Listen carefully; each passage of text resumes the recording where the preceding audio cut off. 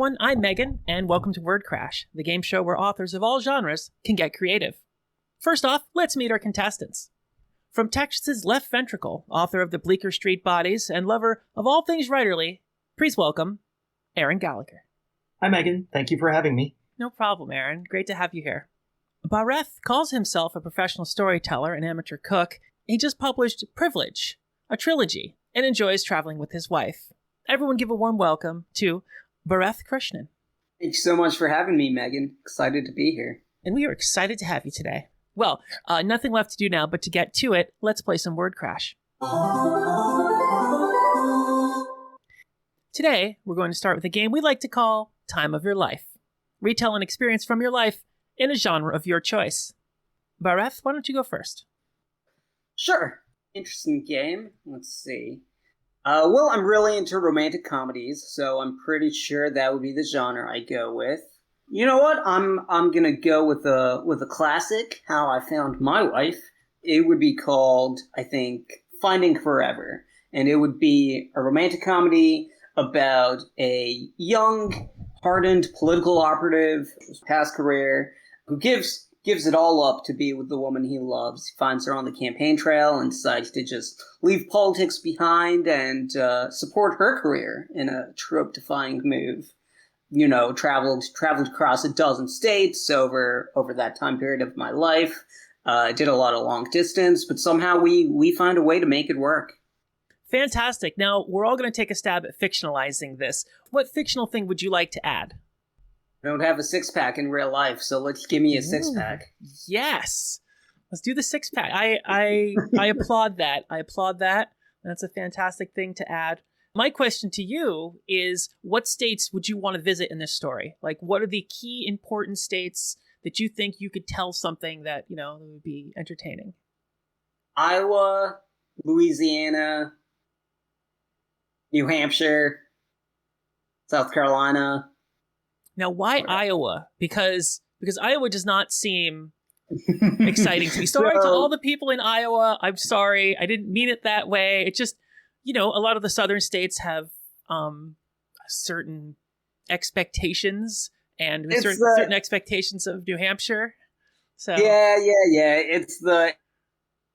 It's politics in me. I was like ground zero for presidential politics, so I gotta throw Iowa in there. Okay, that makes sense. And then Louisiana. I actually did meet my wife in Louisiana, so very, very close to me. I did my grad work in Louisiana, so I feel like I can talk about that with some authority. Oh, and then Virginia. I'm from Virginia, so gotta throw Virginia in there.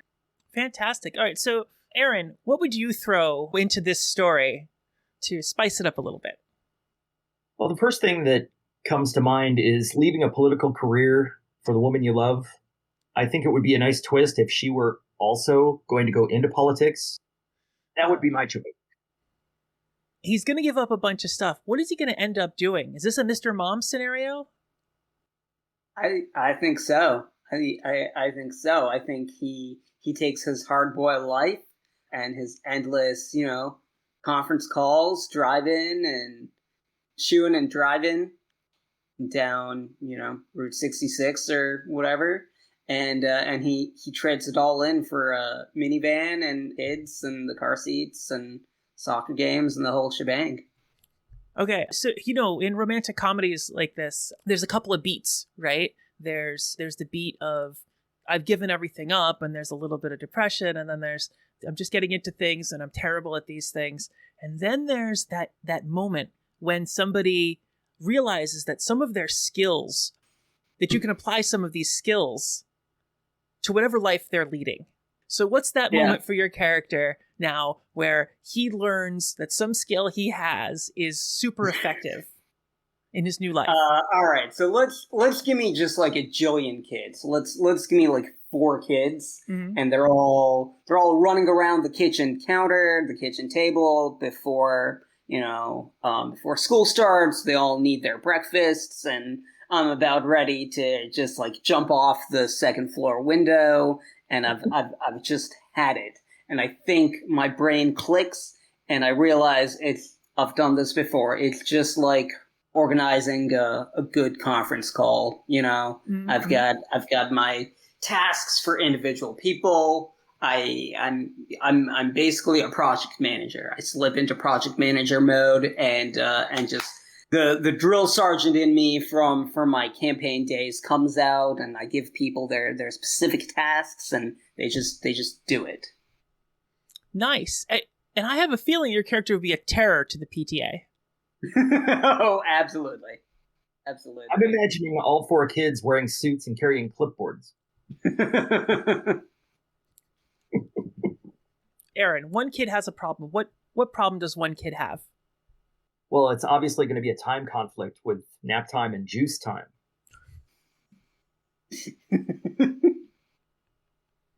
Scheduling issues.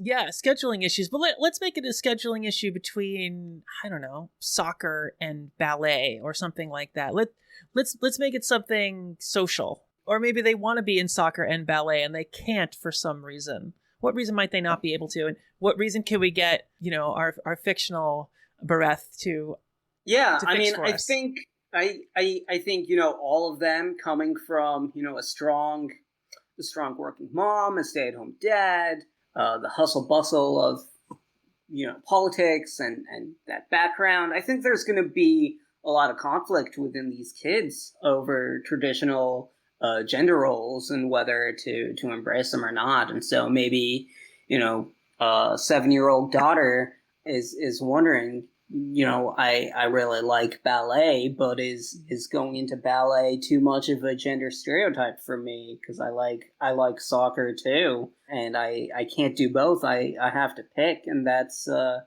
that is a moment that could lead into a father-daughter montage.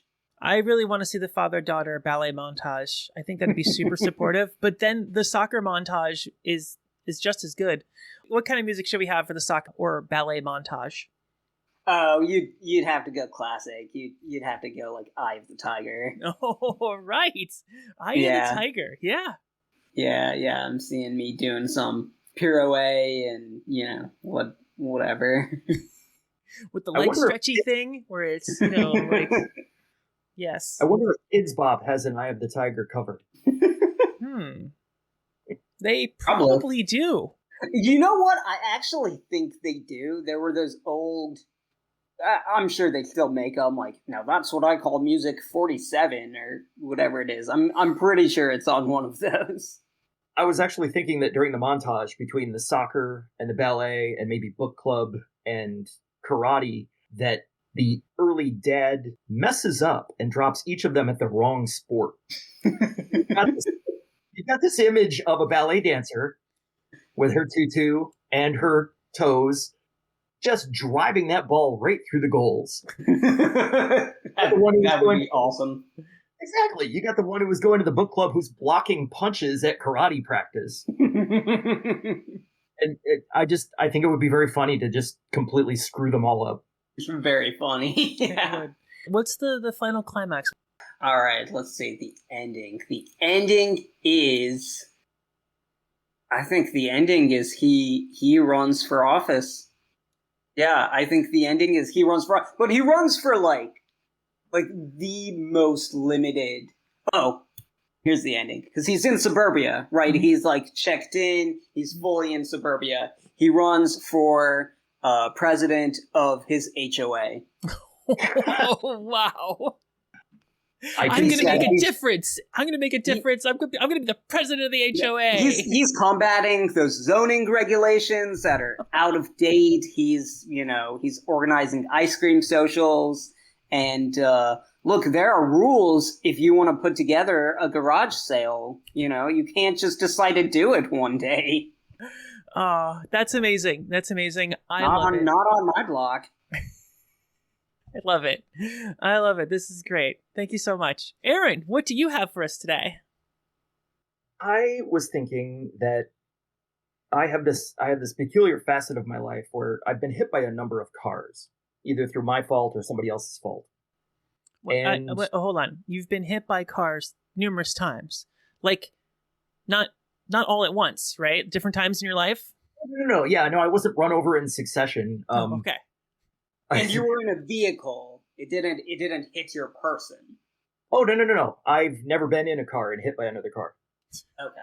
All right. This is all very important because we need to know how ragdoll the physics are going to have to be when you get hit. Pretty ragdoll. Okay. Pretty ragdoll. The first time I got hit by a car, I was just riding my bike. I had just left school. I was in my freshman year of high school. And I whipped around a corner too fast and right into the grill of this car that was turning in the other direction. It threw me off my bike and up onto a lawn. And I ended up spread eagled on the lawn, knocked out. Long story. It's how I met my first girlfriend. It was her lawn. Anyway, I've been like the meet cute. Well, yeah, a little bit. This kind of smacks of Back to the Future. A little bit. But I was thinking more of a horror genre. Ooh, you want to tell us this horror, huh? Exactly. I don't know what I did to tick off the cars, but the cars have it out for me.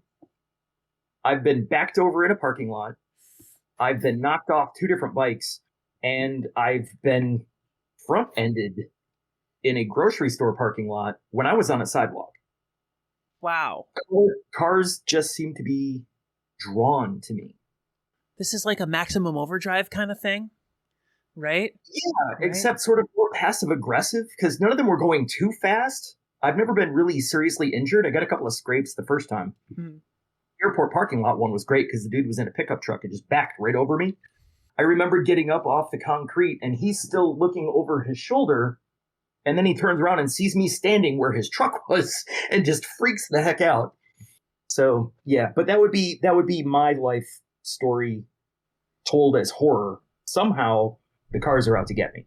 Somehow. Okay. Well, let's workshop the somehow. Machines have come. Yeah. This is the beginning of the machine revolution. They have chosen you. So what did you do? What did you do to deserve this? That's a good question. I have somehow angered the cars, and I don't know what I've done, but I've inadvertently, just as a species, angered all of them. Could you have, I don't know, bashed up a couple matchbox cars with a hammer, and they kind of take that personally? Could you have crushed one by accident? Stepped on one and broke it? I remember setting a dump truck on fire when I was a kid. That'll do it. that will. Are you sure you want to admit to that on air? No. A Tomcat. Statute of limitations might have run out. We hope. But essentially, I did burn a car in effigy, so it's entirely possible that I've angered the entire species just because I sacrificed one of their icons. You also said you were riding a bike your first time, right? So maybe they were like, "Oh, you think you're too good for a car? What are you getting at here, Aaron?" They're elitist. It's exactly it. I'm eschewing them as transportation, and they've decided to take it out on me. I'm envisioning this very tense moment, right, where the car is revving and it's just waiting for you, and you're driving on by, and it's like, coming after you, but it's slow. Like from the car's perspective, it's lunging at you, but from the regular perspective, it's just like someone taking their foot off the gas and it's just sort of rolling gently downhill. Because they only get to assert bodily autonomy when someone's foot is not on the gas or on the brake. It's true. But that does raise the question of smart cars and self-driving. Because A, they can accelerate, and B, you can't hear those stupid things coming to save your life. Quite literally here, huh? Yeah. Okay, Bharat, let's inject something into Aaron's story. What do you think needs to go in there? Well, so I think, maybe at the 25% marker, 33% marker, you've come to realize that the cars are out to get you. And so you're in your garage, you've got some car parts together, and I'm not a car person, so I don't know what the parts are called, but you've got some parts together, you've got a radiator and whatever else. You're pouring over some evidence, for lack of a better word, and it's dark. It's late at night. You've got music, you've got your radio, and all of a sudden, garage door opens. You didn't tell it to open, it just opens, and you just see 2 headlights flick on. Ooh, I'm getting Carrie vibes here. This is great. Great. I would definitely be stalked by a car that was both terrifying and incompetent. It would try to hit me and then run into the bench or something. So what's the most terrifying, incompetent car you can think of? Edsel. An Edsel. You're going real classic there. Something very classic. I would go with a Chevy Nova, but they have a tendency to explode randomly, and that would end the story too soon. How about we go with something slightly more modern? What about a Pontiac Aztek? One of the most hated cars ever created in modern times, right? So you get a Pontiac Aztek, with its crazy headlights. I'm sure you know what's going to happen now. The guy who designed that's going to listen to this podcast, or someone's going to add him on Twitter, and he's going to be upset, right? Well, I'm sorry. Get some hate tweets. Yes. Seriously, though, the Aztek was like the Marty Feldman of cars. It was just such an unusual configuration. That would be perfect. Yeah. You get away from it the first time. You get away from the second time. What are you trying to do in your life? What's the reason you're not, just holed up in your basement, never leaving? You got to have some goal. Well, food. I have to get to the grocery store. For food. I'm gonna starve. It's been 3 weeks. I've eaten every can of beans in the house. I'm looking longingly at that cat food. I see a montage of me trying to get on various types of public transportation and being stymied every single time. Like the bus door, only half of it will open at a time, and every time I try to go through, it smacks me in the face. Try to get a cab, and it just keeps edging forward so I can't get in. You finally get to a grocery store. The only one open available to you within walking distance is like a Whole Foods. You get to the Whole Foods, and then I don't know, like the Whole Foods near me at least, it has this entrance that's a big parking garage. So you just walk out into the parking garage, and it's just filled. It's just filled with cars, and all the headlights come on at once. That's a fantastic scene. You know what I thought might be another good scene? In Texas, you have kind of like these stores that you drive through, right? They're kind of like a barn, and you drive through and people put stuff in your car. That's correct, right? Those exist? Yep. It'd be great if you walked up to one of those. So maybe sometime early in the book or in the movie, and a car just revs. You're picking something up and goes through. A beer, of course, because you have to tell people that yes, you can drive your car into one of these places and buy beer and drive off with it without getting out of your car. There are drive-through liquor stores that also sell guns down here. Yeah. So I think that belongs in the movie because that is definitely something original in Texas that most people don't know. I know, it was a shock to me when I got here. Me too. In that year that I lived in the Austin area, there were a lot of things that were shocking. If you were going to put all of the bad things you could possibly think of in one store, that would be the store. Alcohol, firearms, tobacco, in a moving vehicle, off you go. Yay. So how do you get out of this? That's a good question. And I think it has something to do with all the parts that are scattered on my workbench. I think I'm going to have to make a Frankensteinian monster to battle the cars. Yeah. Nice. That would be my guess. I have to cobble something together. Like an 18 kind of thing. We have another montage, right? Another montage with the the helmet down and the sparks flying. Even though when you weld, you're not supposed to make a lot of sparks, but you got to do it for the camera, right? Yeah. It would be this great long montage with great big armored plates and a giant 4-barreled carburetor and these huge mag wheels. And when the garage door came up, I'd be on a Segway or something.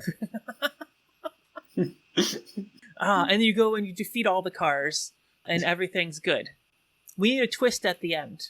I think while you're making, you're welding and everything, it turns out only way to defeat it was to become it. I think now you've fused some car parts onto you. This is definitely horror. We have body horror now, right? And body modification, that's definitely well within horror right there. Final scene, close up on my glasses, little windshield wipers. Perfect. Yes, absolutely. Post-credit scene. I'm going to do post-credit scene here for you. Throw it out there. You get on a plane. Your luggage falls out the back. Just falls right out. What have I done? Setting up the sequel. What's the name of it? Star Wars? Yeah. We'll go with I'm trying to think of a good car pun.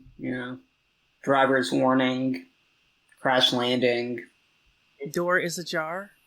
no airbags. No airbags. Seat belts of justice. Belts of justice. The Aztecs' revenge. Yeah, Nice. yeah. I think that's it.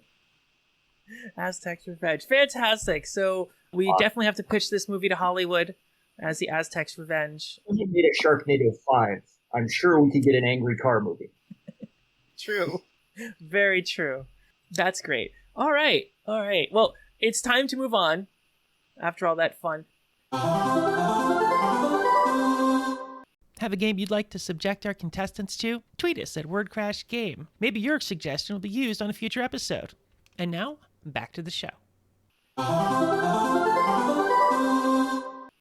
Next, we have Secret Sauce, where our authors reveal some of their tips and tricks for getting the job done. We're going to start with Bharat.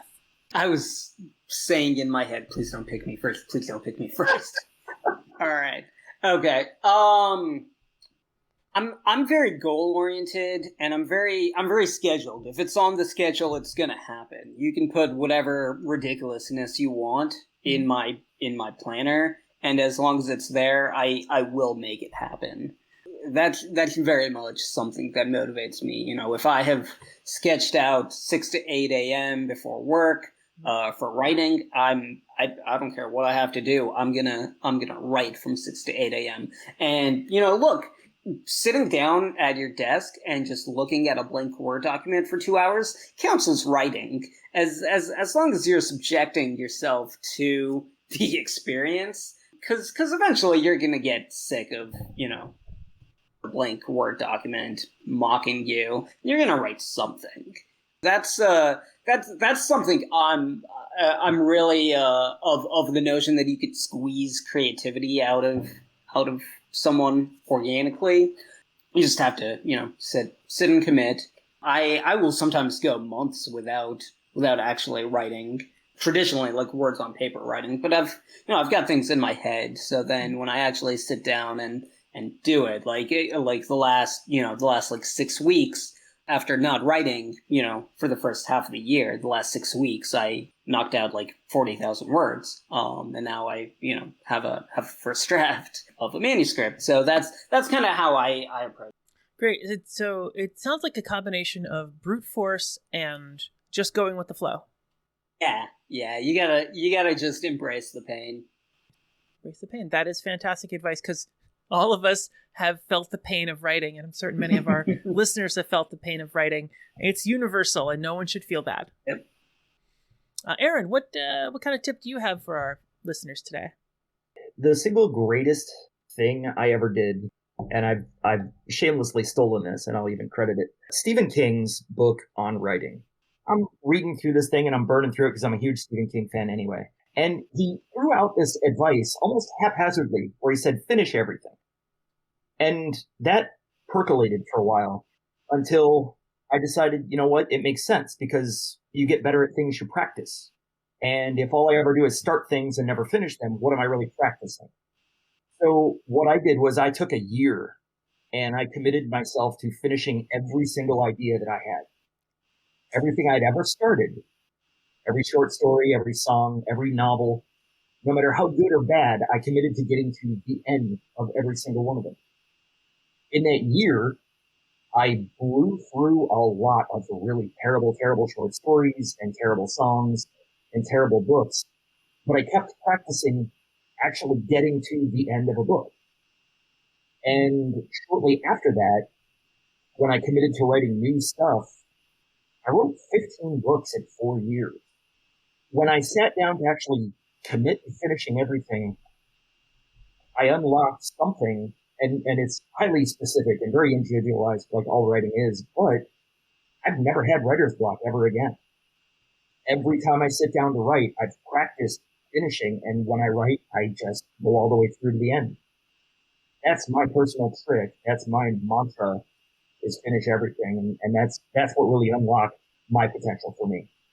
Bharat has an excellent point. Sitting down, even if you don't do anything, doing it every day, making yourself sit in the chair, butt in chair, is the most important thing.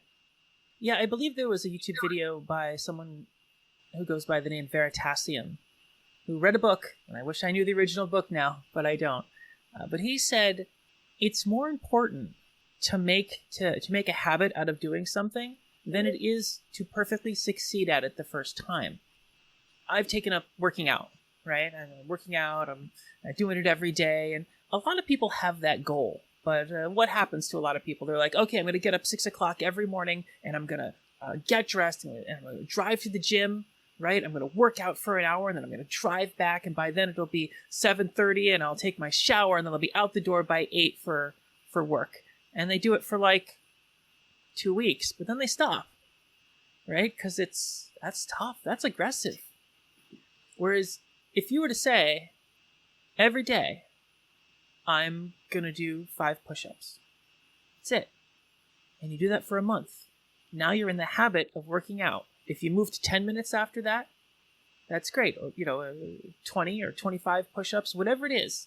But you got to do it every day, because if it's one thing all these cell phone games, all these gotcha cell phone games continue to drive home, is that if you do something every day for a month, it's a habit.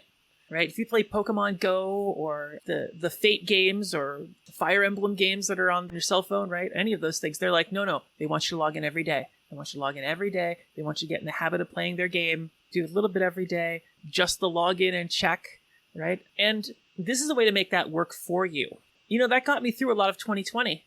Get up, do my 10 minutes, my 15 minutes. It became, an hour. And now I have a really great workout schedule. And I did the same thing with writing. And it sounds very much like what Bharat put forth, right? I'm going to sit down and I'm going to do it. And I'm not going to judge myself. Yeah, I love it. I love it. Thank you so much, Aaron. Thank you, both of you. I think it's time to get back to the games. How do you feel? All right. I'm feeling good. Let's do it. Get ready, people, because it's time to character mash. Take 2 characters, at least one must be from pop culture, and mash their stories together. Aaron, why don't you start? The 2 characters I would mash together would be Bruce Wayne and Wayne Newton. And create Bruce Wayne Newton, a crime-fighting superhero by night and a cheesy lounge singer billionaire by day. And the reason that he only stalks Gotham City from 1 a.m. to 5 a.m. is because 1 a.m. is when the show gets out. He performs all afternoon and evening. Then he throws on the cowl and he goes. That's why his voice is so gravelly, because he has spent all night singing his heart out. And by the time he hits the street, all he can do is talk like this. That is amazing. So obviously, Bruce Wayne Newton, he's got a standing gig, like at a casino or something. Well, yeah, a casino, because that would make it easy for heists to happen. And then, of course, you get conflict of him trying to figure out how to stop it without people knowing he's Batman. I love the concept, Bruce Wayne Newton. What story are we telling with Bruce Wayne Newton? Probably his continuing struggle to keep people from realizing he's Batman with that great big mustache. Are you saying that the mustache pokes out of his cowl?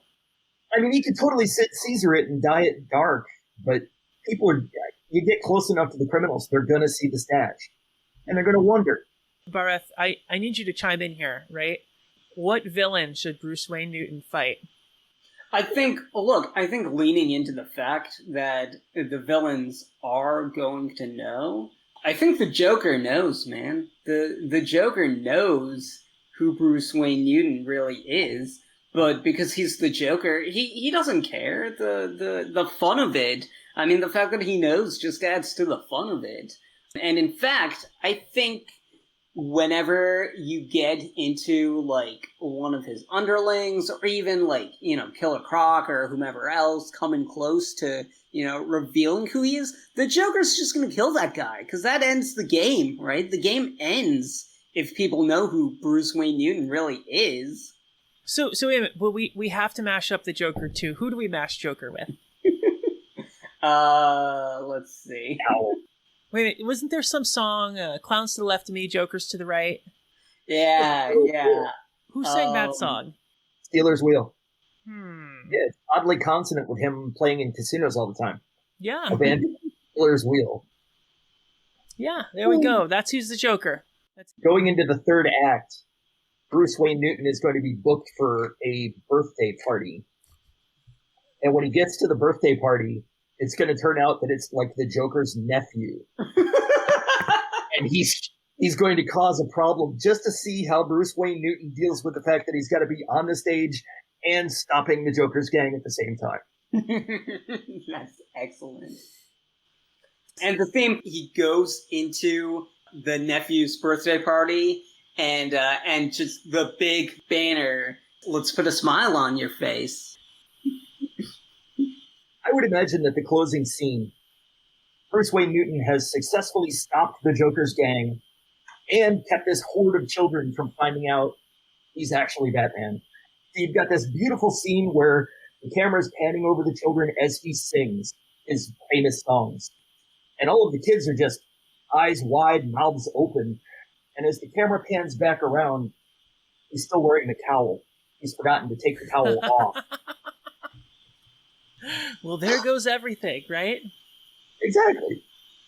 So who's the love interest in this? It's a Batman movie, just like a James Bond movie. There's got to be a love interest. And she's got to be complicated. Or he. I don't know, whichever you want to do. Or they. I mean, if you really want to get convoluted and technical, I guess the love interest would be the Joker. Wait. So Bruce Wayne Newton is involved with the alter ego of the Joker. But the Joker knows that Bruce Wayne Newton is the Batman. Yes. And is perfectly happy to both date him and screw with him. I see it as like a really twisted Mr. and Mrs. Smith, but with a lot of song. Yeah. This could just be a Batman plot. It's well within Elseworlds for them. They've done things much crazier than this. I think you're onto something. I think I have peaked with Bruce Wayne Newton. For the rest of my life, I'm going to be trying to hit that bar. I think it's called Joke's on You. Well, that would be awesome. Joke's on you.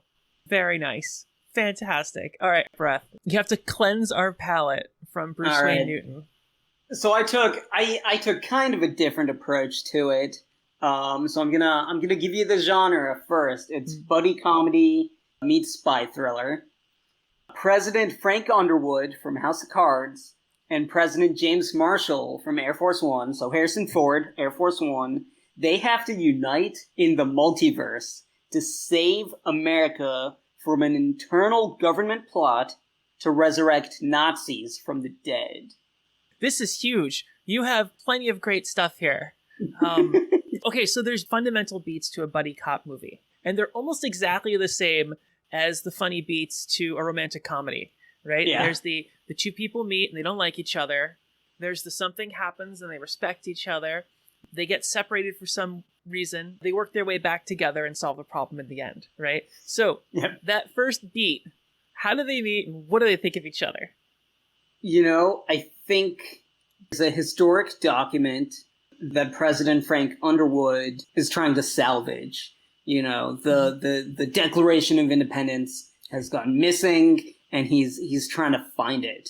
But when he does find it, he wants it for himself. And I think, you know, at that point, James Marshall comes in from the multiverse, and look, you can call him James Marshall. At the end of the day, it's Harrison Ford, right? Harrison Ford is all of his characters, including none other than Indiana Jones. And I think he sees Frank Underwood trying to get away with the original Declaration, and he turns to him, he confronts him and says, "It belongs in a museum." I knew that was coming. That's great. Well, if you're going to have him do that, you're going to have Frank Underwood say, "Get off my plane." Absolutely. Absolutely. And I think that's the real falling out, right? To take the story farther. I think they're on a plane. They're on their way to Argentina to find the lost Nazis. Harrison Ford, President Marshall, is just really pissing Frank Underwood off. And so finally, they've both got their parachutes on, and Frank Underwood just, kind of 300s it, kicks him off the plane. Just, get off my plane, and just kicks him off the plane. Are we in Frank Underwood's world, or are we in the Air Force One world? I think we're in the Air Force One world. I think that's all around a calmer world. Calmer. They're much more likely to survive the fall too. Yeah. Okay, so they start working together, right? They already hate each other. They're forced. They figure out that they're forced to defeat these Nazis because no matter what, no matter America how has crazy to the fight House Nazis. of Cards world was, Nazis are worse. Seems like one of them should have an ulterior motive. Yeah. Like, You would never expect Marshall to have an ulterior motive, so he's probably the more logical choice. But after Underwood 300s him out of the door of the plane, you should have this shot of him trying to open his parachute and it not working. And Underwood, this is the moment where the buddy cops become buddies, when one of them is forced to save the other because he realizes, God damn it, I need him. So you've got slumped in the doorway of the plane going, God damn it, and he has to jump out and grab Marshall and pull his chute. Die. Yeah. Land in the jungle. And maybe here you get the direct to camera. Frank Underwood realizes, the shoot isn't working. He always meant for it to be a joke. Direct to camera. Oh, this guy annoys me, but at the end of the day, I really do need him to stop these stupid Nazis. And then he jumps out, and he embraces him and then pulls the chute, and they both land. Exactly. Because the Declaration of Independence, unbeknownst to everybody, has a secret recipe on the back for raising Nazis from the dead. But Marshall is the only one who can read it. That's why he needs to take it. All right. it's UV, right? That's classic. You can't read it? Shine a UV light on it. Now we can read it. Right? So there's got to be this gut-wrenching scene at the end where they have to return to their own worlds, right? How does that work? I think Frank goes sappy throughout the movie. Every great book, every great movie has meaningful character arcs. Who you are at the beginning can't be who you are at the end.